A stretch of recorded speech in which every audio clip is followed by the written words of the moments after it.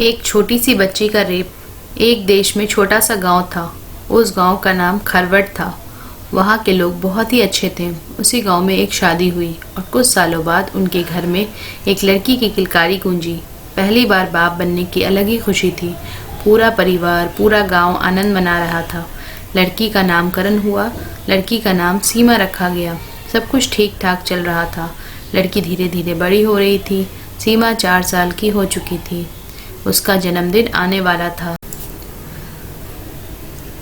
सीमा ने अपने पापा से जिद करके सबको बुलाकर एक भव्य जन्मदिन मनाने को कहा। सीमा के पापा अपनी परी की बात कैसे टालते।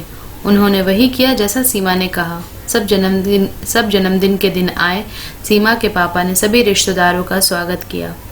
सब ठीक चल रहा था। शाम का वक्त हुआ। केक काटने का समय आ गया था।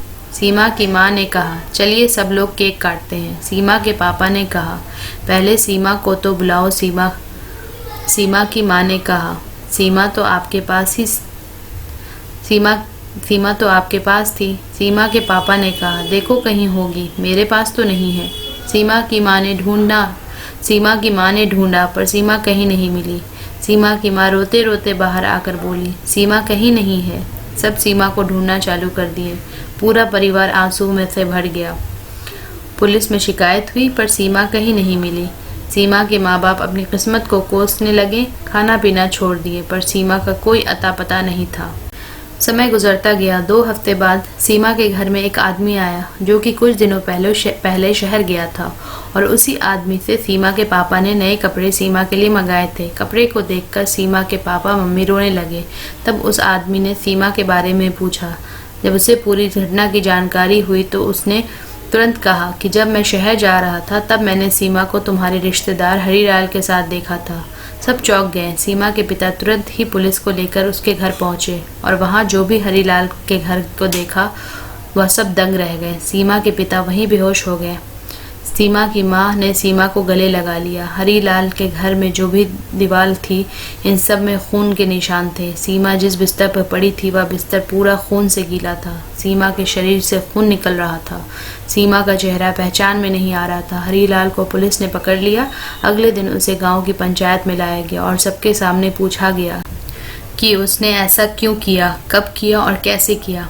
हरीलाल कहा, 5 साल पहले मैंने एक छोटी सी चोरी की थी और मुझे सीमा के पापा ने पुलिस में देकर सज़ा दिलाई थी।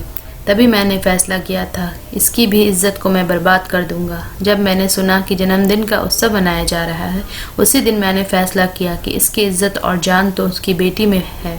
इसलिए सीमा को गिफ्ट देने के बहाने मैंने सीमा को बेहोश किया और उसे अपने घर ले आया। पता नहीं कैसे मुझे इस व्यक्ति ने देखा, सीमा के साथ देख लिया।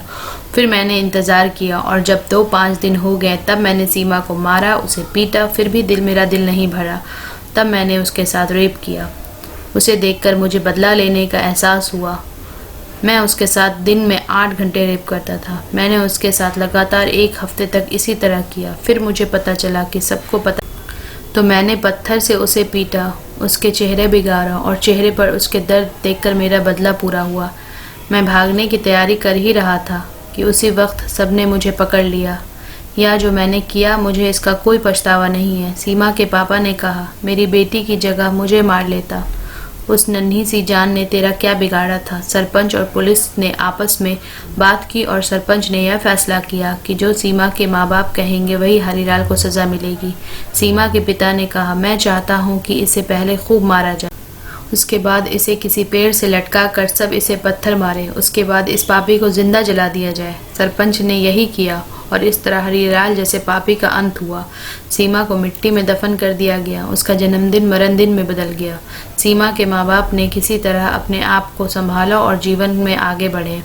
दोस्तों, उम्मीद है कि कहानी आपको पसंद आई होगी और आप सब दोस्तों के साथ शेयर करेंगे। Thank you.